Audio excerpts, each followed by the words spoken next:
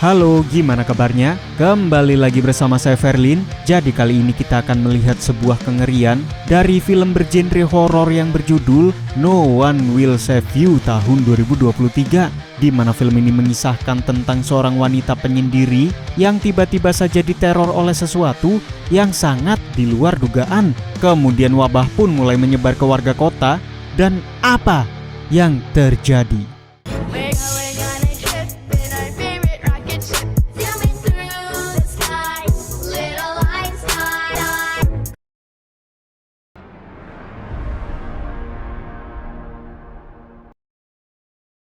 Di awal film kita diperlihatkan dengan seorang wanita bernama Brain yang tinggal sendirian di kota kecil yang jauh dari pemukiman, di mana sehari-harinya Brain bekerja di rumah membuat baju yang dikirim via pos. Akan tetapi di pagi itu sebelum berangkat pergi ke kantor pos, Brain pun terkejut melihat rumput botak di halaman rumahnya yang membentuk sebuah lingkaran.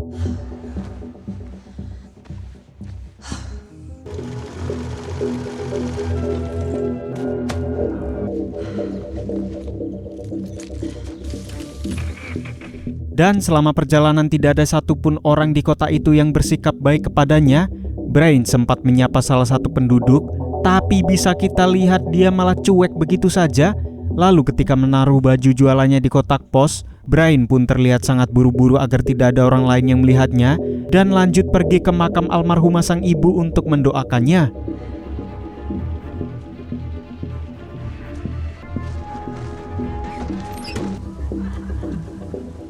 Lagi-lagi orang di sana tidak ada yang bersikap baik saat Brain menyapa mereka. Bahkan Brain bersembunyi saat berpapasan dengan kedua orang tua sahabatnya yang telah lama meninggal dunia, yaitu Maude. Dan sepulangnya ke rumah, Brain pun menulis surat tentang rasa penyesalannya atas peninggalan Maude 10 tahun yang lalu. Lalu Brain mengunboxing mainan rumah-rumahan barunya yang dipajang di tengah-tengah koleksinya dan makan malam sendirian. Akan tetapi saat lanjut menulis surat, Brain mengatakan jika dia tidak akan pernah memaafkan dirinya, dan inilah No One Will Save You.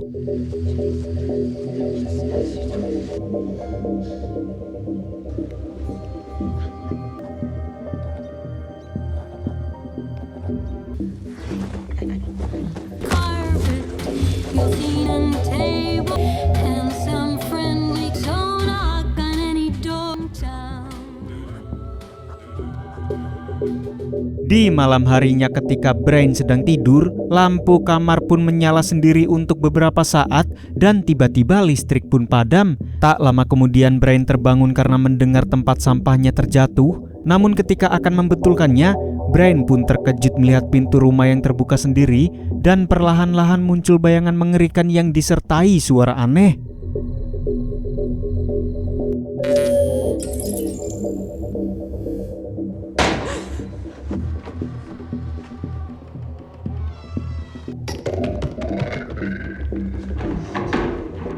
Tiba-tiba Brain kedatangan alien yang memburunya, dan untungnya Brain berhasil sembunyi. Setelah alien itu pergi, sambil membawa korek api, Brain pun turun perlahan-lahan ke bawah untuk menutup pintu rumahnya. Namun terdengar suara langkah kaki di atap rumahnya, dan Brain pun hanya bisa pasrah sembunyi di samping kulkas. Namun dengan kekuatan telekinesisnya, alien itu pun membanting pintu kulkas hingga menutupi Brain, dan Brain yang berusaha kabur terhantam pintu rumah yang tiba-tiba terpental ke arahnya. Namun untungnya Brain masih sadar dan berusaha menyelamatkan diri ke ruang mainan. Akan tetapi alien terkutuk itu langsung melempar meja diorama lalu menyeret Brain ke arahnya, dan Brain pun sempat mengambil bagian mainannya yang cukup tajam. Lalu inilah yang terjadi.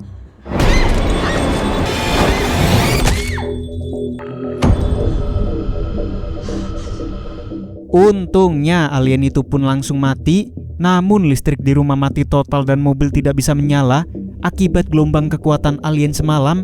Namun untungnya air masih bisa mengalir. Brain pun segera mandi untuk menenangkan diri dan lanjut pergi ke kota dengan sepeda.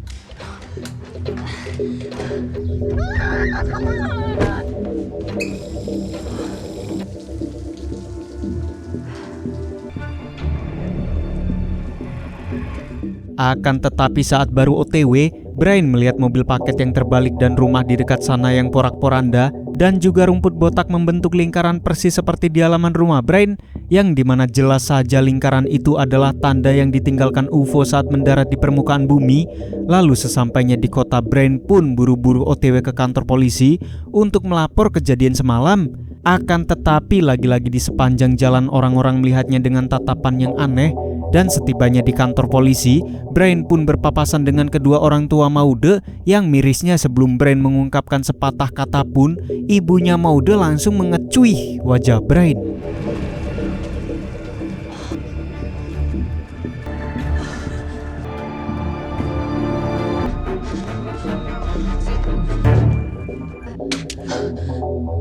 Untuk memperbaiki moodnya, Brain pun berniat jalan-jalan naik bus keluar dari kota sejenak untuk mencari suasana baru. Tapi ngerinya di sepanjang jalan terlihat banyak crop circle di mana-mana, dan tak lama kemudian muncullah seorang bapak-bapak bernama Bejo yang sangat mencurigakan dan tiba-tiba menyerang Brain begitu saja.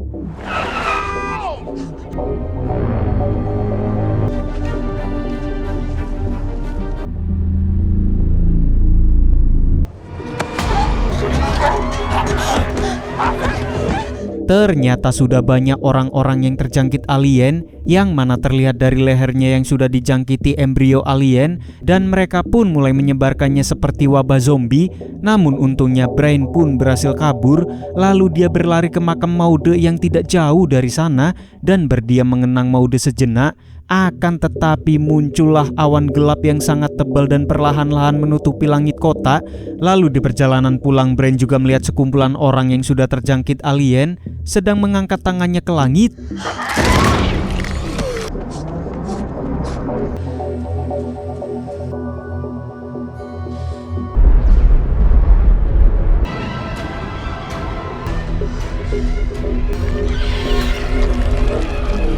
Sesampainya di rumah, Brain melihat jejak lendir dari mulut alien yang sudah mati menuju ke halaman yang pastinya itu adalah embrio untuk menjangkit manusia.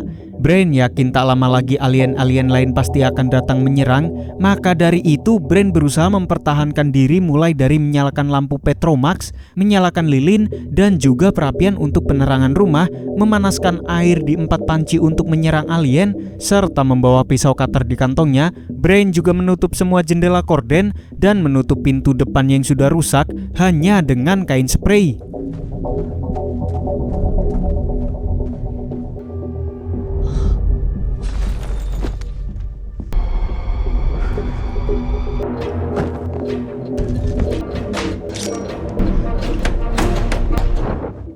Tak lama kemudian perlahan-lahan paku yang sudah dipasang Brain pun terlepas, pintu kembali jebol dan terlihat sinar biru yang menarik mayat alien kembali ke kapal UFO-nya di luar. Dan setelah cahaya itu redup, UFO pun berusaha mencari Brain di rumahnya. Lalu dia segera bersembunyi ke dalam basement dan terlihat ada satu alien yang datang memburunya.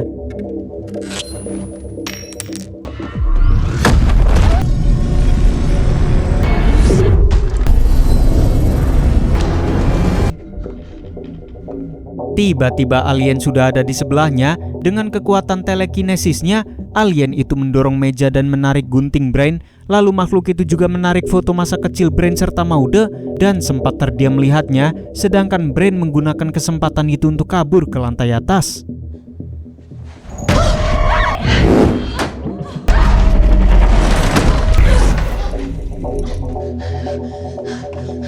Efek gravitasi sinar biru begitu kuat sampai-sampai panci tertempel di tembok hingga penyok. Lalu perlahan-lahan Brain pun menjauh melewati lorong dan masuk ke kamar. Namun alien tersebut hanya terdiam memperhatikan Brain dengan gestur yang sangat amat aneh. Lalu inilah yang terjadi.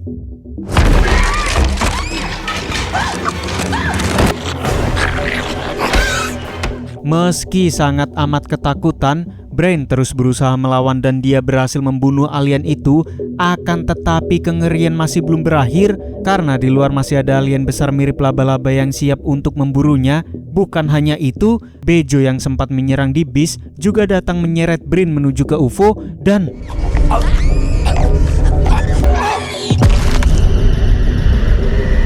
Brain pun berhasil lolos dan sinar biru itu membunuh Bejo. Namun si alien laba-laba langsung mengejar Brain.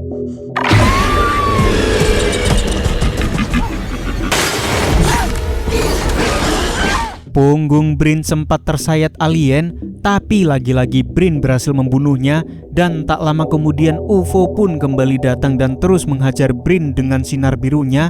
Tanpa pikir panjang, Brain pun segera kabur ke dalam rumah dan bersembunyi di salah satu ruangan yang penuh dengan surat-surat yang ditulis olehnya untuk Maude, juga foto-foto mereka berdua. Lalu seonggok alien pun masuk ke dalam rumah dan dia jauh lebih kuat dari alien-alien sebelumnya.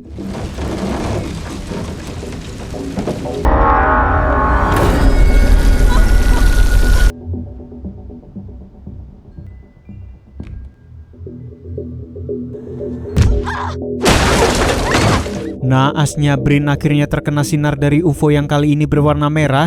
Brain tidak bisa bergerak dan berkali-kali dilempar ke atas ke bawah sampai akhirnya alien itu datang menghampiri dan mengeluarkan embrio dari lehernya untuk menjangkiti Brain.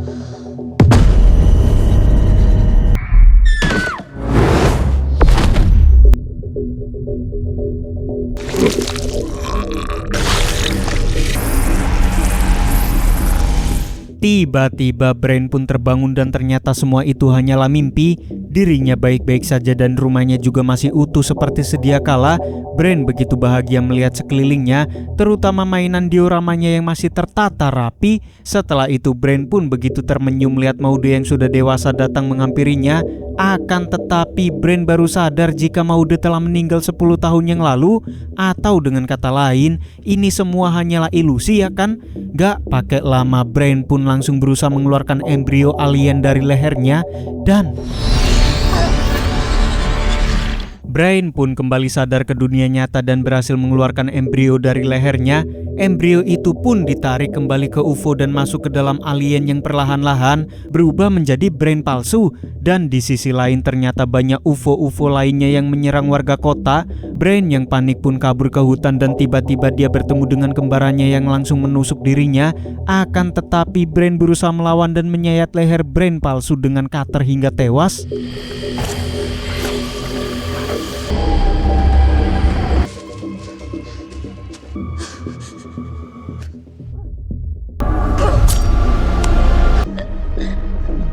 Brain pun akhirnya tertangkap dan masuk ke dalam UFO, di mana suasana di dalam sana begitu gelap dan terdapat banyak alien yang mengelilinginya. Setelah itu mereka menyentuh kepala Brain dan masuk ke dalam memori masa lalunya, seperti Brain kecil yang suka bermain rumah-rumahan bersama mendiang ibunya, rumah Brain yang sudah dikepung oleh polisi dan terlihat bapak Maude yang menangis sampai akhirnya kita diperlihatkan masa lalu kelamnya saat Brain kecil dan Maude bertengkar di tengah hutan, hingga Brain pun refleks mengambil batu lalu menghantamkannya ke Maude dengan sangat keras hingga meninggal. Insiden itu terjadi sangat cepat dan Brain sama sekali tidak bermaksud untuk melukai sahabatnya apalagi membunuhnya. Dari sini kita paham mengapa orang-orang di kota begitu membenci Brain. Namun kejadian itu sungguh membuat Brain menyesal selama bertahun-tahun. Maka dari itu Brain terus memajang foto-fotonya dan Maude juga menulis ratusan surat permintaan maaf setiap kali dia memikirkan Maude, karena rasa penyesalannya itu tidak akan pernah pergi dari benak Brain.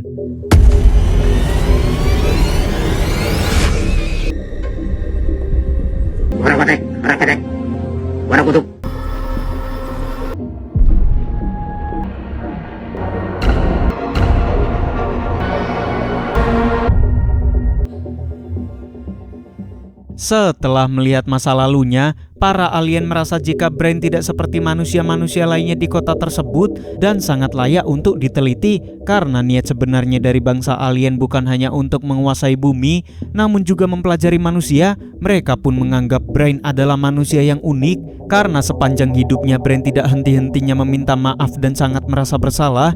Meski insiden itu terjadi, bisa dibilang secara tidak sengaja. Bahkan Brain tidak berani menemui kedua orang tua Maude ya kan, dan dia juga rela hidup sendirian di rumah yang jauh dari pemukiman warga, karena Brain menerima kesalahannya yang tidak akan pernah bisa dimaafkan orang lain. Setelah itu Brain pun dikeluarkan kembali dari UFO dan dibebaskan begitu saja.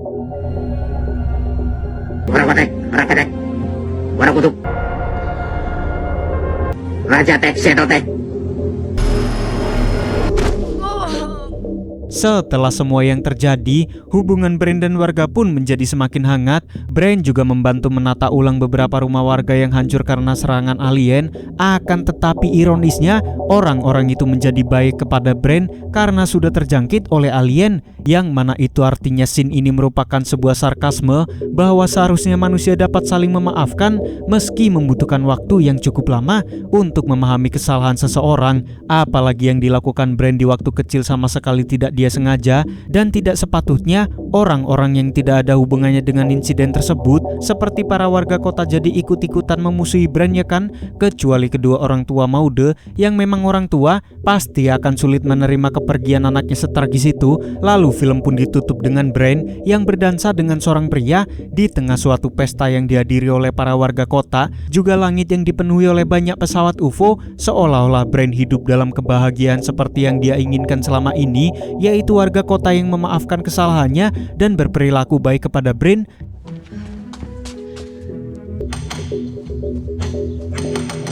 Knock on any door in my hometown.